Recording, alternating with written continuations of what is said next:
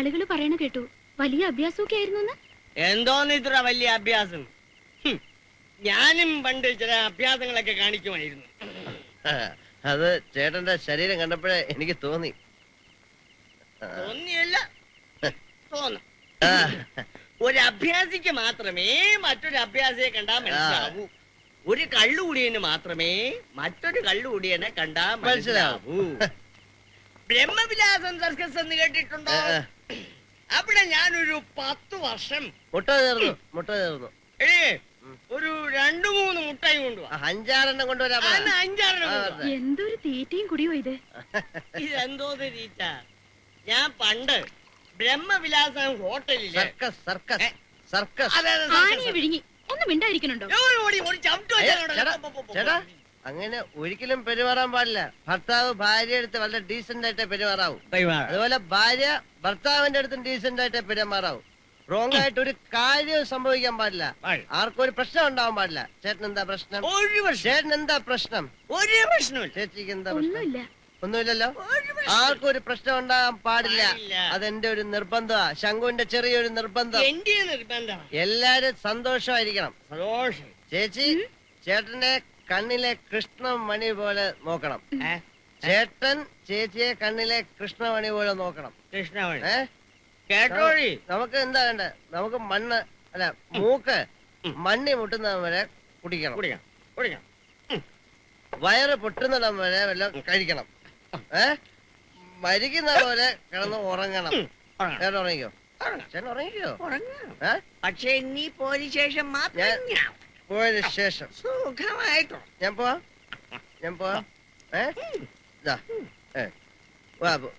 ഒരു പ്രശ്നം ഉണ്ടാകാൻ പാടില്ല. റോങ് ആയിട്ടൊന്നും സംഭവിക്കാനും പാടില്ല. കേട്ടോ ചേട്ടാ? സോജാ രാജകുമാര സോജാ രാജകുമാര.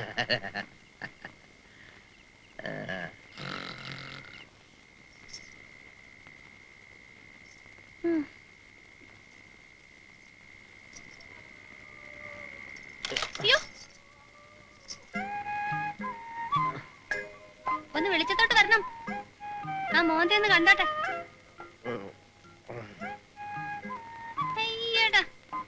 റോങ് ആയിട്ടൊന്നും സംഭവിച്ചിട്ടില്ല. ആർക്കും ഒരു പ്രശ്നവുമില്ല. വെറുതെ ഒച്ച ഉണ്ടാക്കി ആശാനെ വിളിച്ചുണർത്തി പ്രശ്നങ്ങളൊന്നും ഉണ്ടാക്കരുത്. അച്ഛൻ അറിയാൻ വയ്യല്ലോ മൂപ്പരെ. നല്ല പിള്ള. കസ്തൂരി എന്താ ഉറങ്ങാത്തെ? ഉറക്കം വരാഞ്ഞിട്ട്. എന്താ ഉറക്കം വരാത്തെ? എന്റെ വായിരിക്കുന്നൊന്നും കേക്കണ്ട കേട്ടോ. വന്ന് വെട്ടി വിഴുങ്ങ. ഉണ്ടാക്കി വെച്ച് കാത്തിരിക്കണമെന്നുള്ള എന്റെ തലവിധിയാണല്ലോ. ഞാൻ ഷാപ്പിൽ നിന്ന് തിന്നു. ഇന്ന് എനിക്കൊന്നും വേണ്ട. എന്ത് ധൈര്യം ഉണ്ടായിട്ട് വേണം? ദുഷ്ട, ഇവിടെ അങ്ങോട്ട് കെട്ടിയെടുത്തപ്പോ കണ്ടല്ലേ ഞാനിവിടെ കഞ്ഞി ഉണ്ടായിക്കൊണ്ടിരിക്കുന്നത്. കസ്തൂരി, എന്റെ കസ്തൂരി, നീ കസ്തൂരി എന്റെ കയ്യിൽ നിന്ന് കിട്ടും കേട്ടോ. കഷ്ടമുണ്ട്. രാത്രി മുഴുവൻ ഉറക്കളിച്ച് കാത്തിരുന്നപ്പോ ഷാപ്പിൽ നിന്ന് തിന്നേച്ചു വന്നെ. റോങ് ആയിട്ടൊന്നും സംഭവിച്ചിട്ടില്ല. വെറുതെ പ്രശ്നമൊന്നും ഉണ്ടാക്കരുത്. അത്ര കഷ്ടപ്പെട്ട് ഉണ്ടാക്കിയാണെങ്കിൽ ഒരു ശകലം കഴിച്ചേക്കാം. കസ്തൂരി, എന്റെ കസ്തൂരി.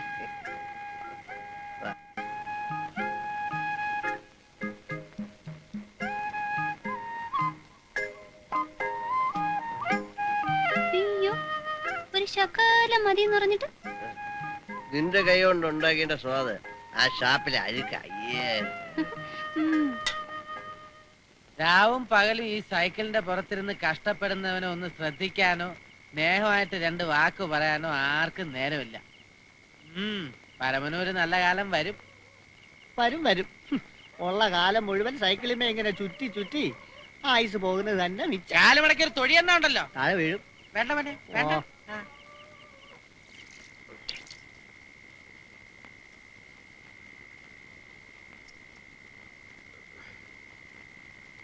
എങ്ങോട്ടാ? நான் காற்று வாங்க போனேன், ஒரு கவிதை வாங்கி வந்தேன், அது கேட்டு வாங்க போனேன், அந்த கண்ணு என்ன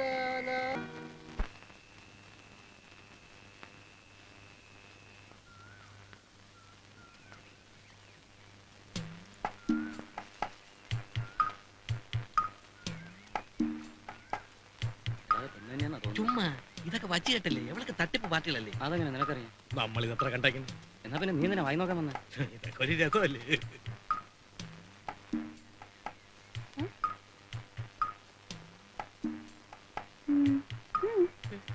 നമ്മളെ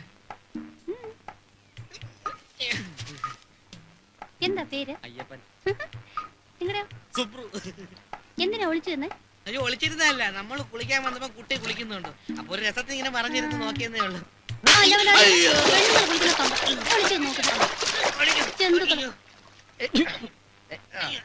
എന്താ പ്രശ്നം? ഒന്നുമില്ല. എന്തോ പ്രശ്നമുണ്ട്. അയ്യോ ഒരു പ്രശ്നമില്ല. എന്താ പ്രശ്നം? ഞാൻ കുറച്ചാണ് ഇവിടെ ഇല്ലായിരുന്നു.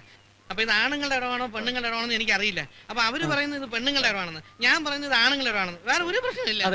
അല്ലല്ലേ, റോങ് ആയിട്ടൊന്നും സംഭവിക്കാൻ പാടില്ല. അത് ശങ്കുവിന് ചെറിയ നിർബന്ധമാണ്. എന്താ കാര്യം? എന്താ കാര്യം? പറഞ്ഞത് ആണ് പെൺവേഷം കെട്ടിയാണെന്ന്. അയ്യോ ഞാൻ അങ്ങനെ പറഞ്ഞിട്ടില്ല. ശരിയാണോന്ന് അറിയാൻ വെറുതെ നോക്കാൻ വന്നതാ. അല്ല, അവൾ ആണായാലും പെണ്ണായാലും നിങ്ങൾ കാണിച്ചത് ആണും കയറുന്ന പണിയാണോ? അയ്യോ അല്ലല്ല. മേലാൽ ഇത്തരം കാര്യങ്ങൾ ചെയ്താലേ അസ്ഥികളുടെ എണ്ണം കൂടും കേട്ടോ. പൊയ്ക്കോ പൊയ്ക്കോ.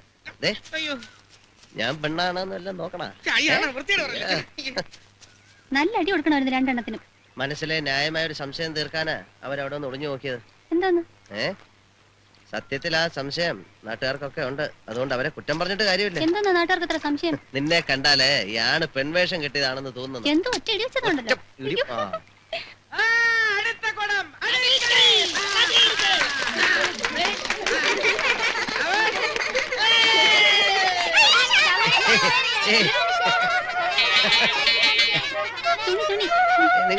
നിങ്ങളെ അവിടെ പോയി കളിക്കാം.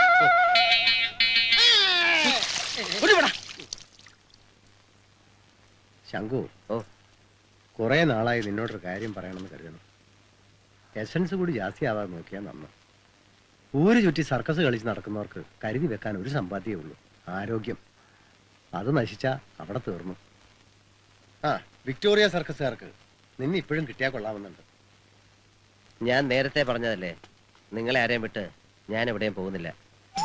എന്നാലും നിന്റെ ഭാവിയെക്കുറിച്ച് ചിന്തിക്കേണ്ട ചുമതല എനിക്കില്ലേ ശങ്കു?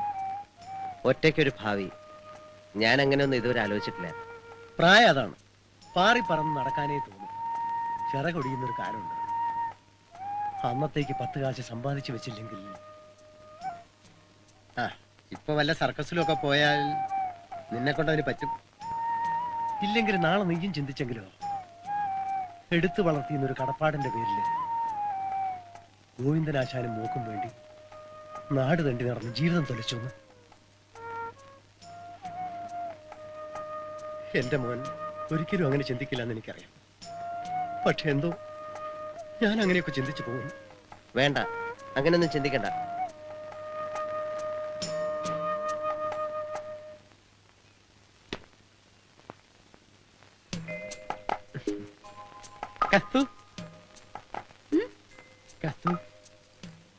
സാഹസികനായ ഈ ഒരു യുവാവിനെ മാനസികമായി തകർക്കുന്ന രീതിയിലാണ് ഈയിടെയായി കസ്തുവിന്റെ ഓരോ പ്രവൃത്തികളും. എന്റെ കാര്യത്തിൽ കസ്തുവിന് യാതൊരു ശ്രദ്ധയുമില്ല. അയ്യോ മാടനമ്പുരാനെ, വെറുതെ ഓരോന്നോർത്ത് മനസ്സ് വിഷമിക്കില്ല എന്റെ പൊന്നെ. എന്റെ മുത്തിന്റെ കാര്യത്തിലല്ലാതെ വേറെ ആരുടെ കാര്യത്തില എനിക്ക് ശ്രദ്ധ? വല്ലതും തിന്നോ? മാണിക്യ വീണയുമായ മനസ്സിന്റെ താമരപ്പൂവിലുണർന്നവളെ പാടുകില്ലേ വീണമീട്ടുകില്ലേ. പിന്നെ എവിടെ ചെന്നാലും നാട്ടുകാരുടെ ഇടയില് ശങ്കുവിന്റെ പേരെന്താന്ന് അറിയാലോ, കുടിയൻ താന്തോന്നി. അപ്പോ നാട്ടുകാര് കാണിക്കെ അവന്റെ കൂടെ ആടിപ്പാടി നടന്ന അത് കസ്തൂനും ചീത്തപ്പേര് വരുത്തും. അത് നമ്മുടെ ഭാവിയും ബാധിക്കും. പൊന്നേ എന്തോ അയ്യോ കൈ തരിക്കുന്നു കണ്ണേ. എന്തിനാ? കരണക്കുറ്റിക്കൊന്നും തരാൻ. നാട്ടുകാർ മുമ്പിച്ച് തല്ലു വാങ്ങല്ലേ കഴുത. കാക്കരക്കടവ് നിവാസികളെ, നിങ്ങളുടെ ജീവിതത്തിനുള്ളിൽ ഇതുവരെ കണ്ടിട്ടില്ലാത്ത രീതിയിലുള്ള അത്ഭുതകരമായ ഒരു പ്രകടനമാണ് ഞങ്ങൾ ഇവിടെ നടത്തിക്കൊണ്ടിരിക്കുന്നത്. ഇതാ ടെൻകണക്കിന് ഭാരമുള്ള ഒരു കാറിനകത്ത് 10ഓളം മനുഷ്യരെ കയറ്റിയിരുത്തി ഡ്രൈവറുടെ സഹായമില്ലാതെ സ്വന്തം മുടിനാലിക കൊണ്ട് കെട്ടിവലിക്കുന്ന അത്ഭുതകരമായ കാഴ്ചയാണ് സുഹൃത്തുക്കളെ ഇവിടെ നടന്നുകൊണ്ടിരിക്കുന്നത്. സ്വന്തം ജീവൻ പോലും പണയപ്പെടുത്തിക്കൊണ്ട് മരണത്തെ പോലും വെല്ലുവിളിച്ചുകൊണ്ട് മാസ്റ്റർ ശങ്കു നടത്തുന്ന അത്ഭുതകരമായ കാഴ്ച കാണൂ സുഹൃത്തുക്കളെ. ഒഴിച്ചാൽ വയറിന് വേണ്ടി മാത്രമാണ് സുഹൃത്തുക്കളെ അപകടമുള്ള ഈ കലാപ്രകടനം ഞങ്ങൾ അവതരിപ്പിക്കുന്നത്. ഇതാ ഞങ്ങളുടെ കൊച്ചു സഹോദരി നിങ്ങളെ സമീപിക്കുന്നുണ്ട്. നിങ്ങളാലാവുന്ന സഹായ സഹകരണങ്ങൾ നൽകി ഞങ്ങളെ പ്രോത്സാഹിപ്പിക്കുക. ഇതാ അത്ഭുതകരമായ രീതിയിൽ മാസ്റ്റർ ശംഖു ഈ പരിപാടി വിജയിപ്പിച്ചിരിക്കുകയാണ്.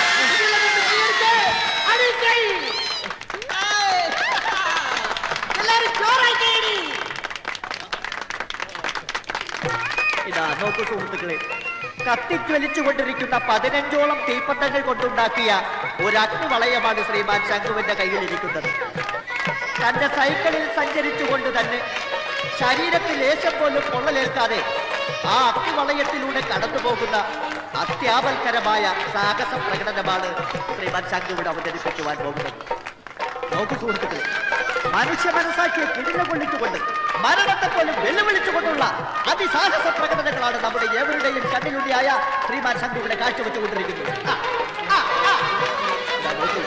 അദ്ദേഹത്തിന്റെ ശരീരത്തിൽ ലേശം പോലും പൊള്ളലേൽക്കാതെ ആ അഗ്നിവളയം കടന്നു പോകുന്ന അത്ഭുതകരമായ കാഴ്ച കാണും സുഹൃത്തുക്കളെ. നോക്കൂ, നിങ്ങളുടെ ഏവരുടെയും കണ്ണിലുണ്ണിയായ കൊച്ചു സഹോദരൻ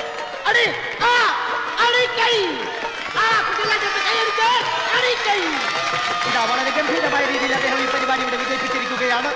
സുഹൃത്തുക്കളെ, സംഭാവനയുടെ കാര്യം മറന്നു പോകരുത്. സംഭാവനകൾ കൂമ്പാരമാകുമ്പോൾ പരിപാടികൾ ഗംഭീരമാകും.